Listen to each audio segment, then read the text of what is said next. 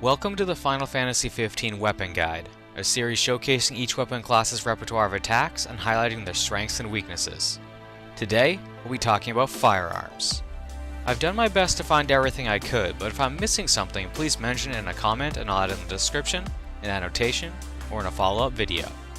I'm doing my best to avoid as many spoilers as possible, so most footage will be from the early game or training room.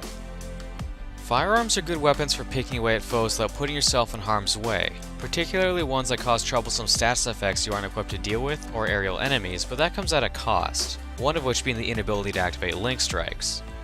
Like all projectile weapons, firearms are subject to damage drop-off at long ranges, so you won't be able to keep up too wide of a berth from your enemies if you still want to lay on the hurt. A good trick is to lure enemies near a rock or similar obstacle that you can stand on to stay out of range while still being in close proximity for maximum damage. There are a lot of nuances to wielding firearms well, but even if you master them, you'll likely find that melee weapons still output more damage. Traditional firearms have an ammo capacity of 8 bullets, after which you will need to reload before Noctis can continue firing, and Noctis is completely vulnerable and uncontrollable as he does so. This drastically reduces your DPS, but there are thankfully a few ways around this. Neither warp strikes nor parries consume ammo, allowing you to use them indefinitely or in a pinch.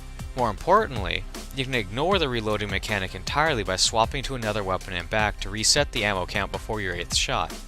In normal combat, this is best done by jumping and doing the weapon swaps in midair to speed up the process by skipping the weapon switch animations, but there is another more useful method.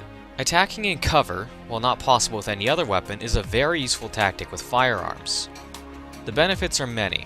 You keep your cover bonus while attacking, meaning that you continually regenerate HP and MP, which is particularly helpful if there are no warp points nearby.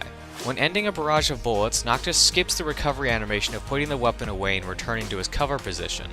This helps keep the risk of being caught off guard to a minimum, but also helps us speed up DPS by letting you swap weapons faster, because Noctis doesn't do a weapon swap animation while in cover, similarly to when he's in the air. Of course, you also have an obstacle between you and any would-be attacker, so make use of this technique as both a DPS increase and a defensive option. Directional attacks all let you avoid incoming attacks by rolling out of the way, but I bring this up here because you need to be very careful when using them, as invincibility is an extremely short supply. Make sure you know which direction an attack is coming from and roll away from it. If you don't get completely out of reach, you'll likely find yourself eating the hit. You do clear a lot of distance, however, so this is also a good move to use when switching from another weapon and back to adjust your spacing mid-combo. Aerial attack is a great move when trying to maximize how much damage you can deal in a short time. Noctis has time to let off 2 shots before he lands, and he fires much quicker than he does on the ground, and he's moving while in the air compared to standing stationary if attacking normally.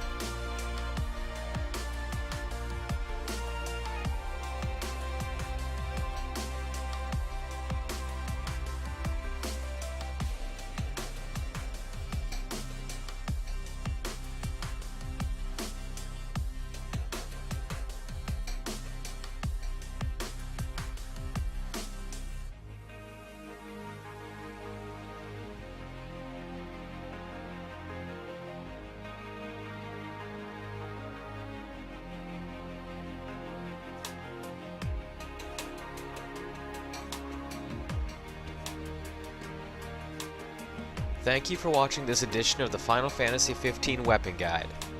I hope you gained some valuable insight that will help you survive your journey in EOS, and I hope to see you next time, where we'll learn a whole lot more.